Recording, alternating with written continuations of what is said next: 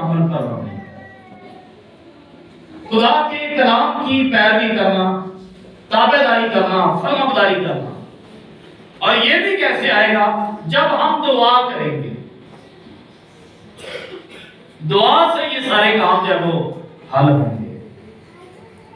मेरे अजीजों, हमने सीखा कि तुम्हें सब्र करना क्या है? जरूर है। क्यों लिखा है? ताकि खुदा की मर्जी क्या हो, आप पूरी करें। और जब हम खुदा की मर्जी पूरी करेंगे तो फिर लिखा है, वादा है यहोवा के उस खुदा का कि मैं तुम्हें वो चीजें अता करूंगा, ताकि वादा की हुई चीज क्या करो, हासिल करो। ये तो कैसे? सब्र से, तहम्मुल मजाजी से। लेकिन इसका जरिया दुआया जिंदगी है। दुआ करेंगे तो हम मजबूत रहेंगे, हम मसीही ईमान में कायम रहेंगे, हम मुसीबतों का सामना करेंगे। और खुदा के कलाम के अंदर क्या है? इब्लीस का मुकाबला करो तो वो तुमसे भाग जाएगा। याकूब के खत के अंदर क्या है? और इब्लीस का क्या करो? जब हम दुआ करते हैं हम एक रूहानी जंग में भी दाखिल हो जाते हैं। दुआ एक रूहानी जंग भी है। रूह कुद्स की कुदरत है वो हमारे बदलों के अंदर काम करती है दुआ के वसीले से। और इसलिए पौल बार बार कहता है, उम्मीद में खुश और मुसीबत में साबिर। सब्र करना जरूरी है। हम देखते हैं अय्यूब नबी की जिंदगी के बारे में। अय्यूब नबी पर बड़ी मुसीबत आई, बड़ी मुश्किलात आई। लिखा है अय्यूब नबी जैसा रास्तबाज कोई शख्स नहीं था उस पूरे एरिया के अंदर, लेकिन उस पर मुसीबत आई। और इतनी मुसीबत आई, मुसीबत की इंतहा हो गई। लेकिन खुदा का बंदा उस मुसीबत में साबिर रहा, वो कायम रहा, मजबूत रहा और खुदावंद को मुबारक कहता रहा। हर तरह के हालात में उसने खुदावंद को मुबारक कहा। आज मेरे और आपके लिए भी यही पैगाम है कि जब मुसीबतें आए, परेशानियां आए, दुख आए, हम मसीही ईमान में क्या रहे, कायम रहे। और इसके लिए जरूरी है कि हमारी जो जिंदगी है वो दुआया जिंदगी। अगर हम दुआ करने वाले होंगे फिर खुदा हमारे दिल को मारेगा, बदलेगा। और एक बाइबल स्कॉलर कहता है, जब हम दुआया जिंदगी गुजारते हैं हमारे अंदर से जो कंजूसीपन है वो जाता रहता है, हम फराख दिल हो जाते हैं।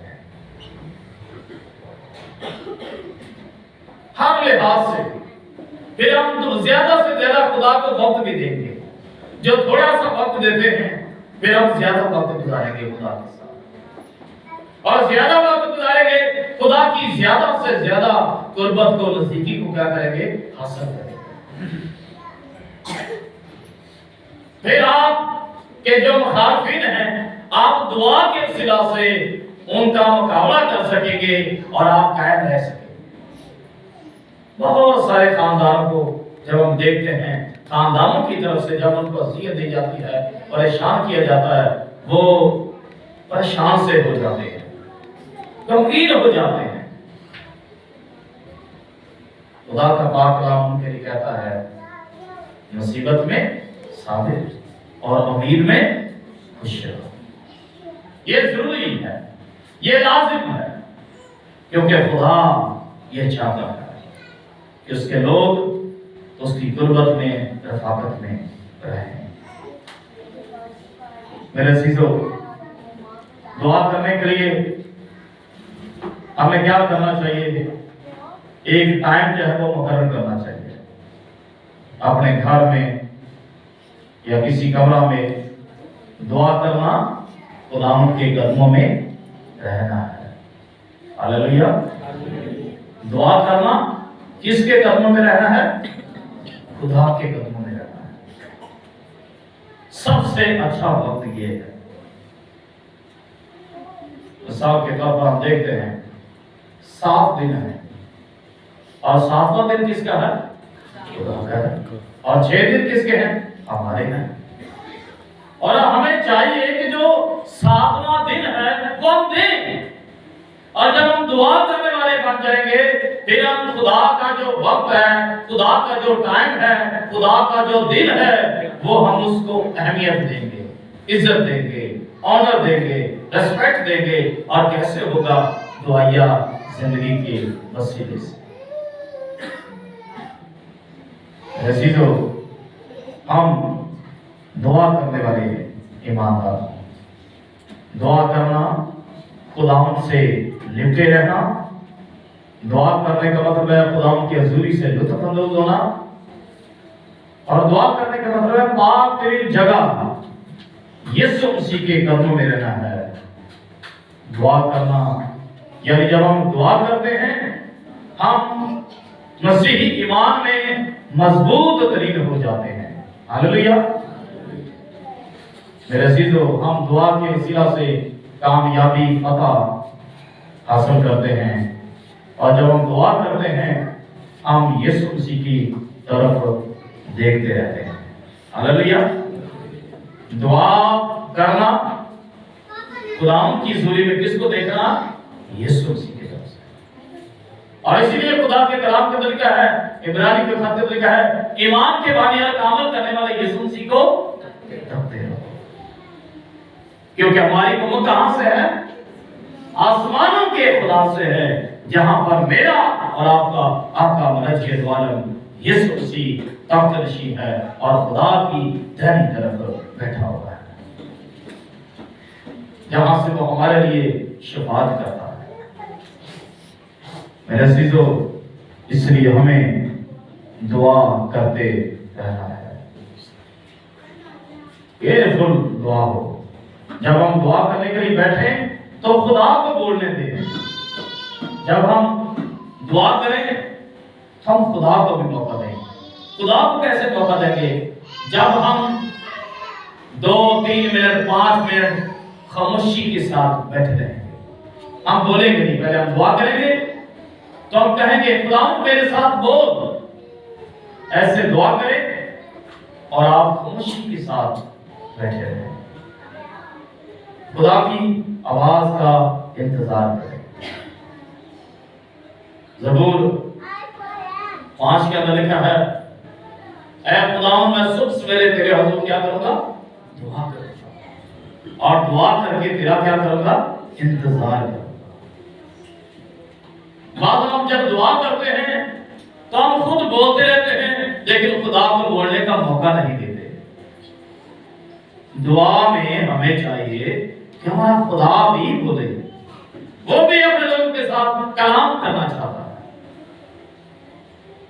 इसलिए 2-3 मिनट आप जरूर कोशिश करें, जब आप दुआ करते हैं आप खामोशी के साथ कहें खुदा मेरे साथ क्या कर?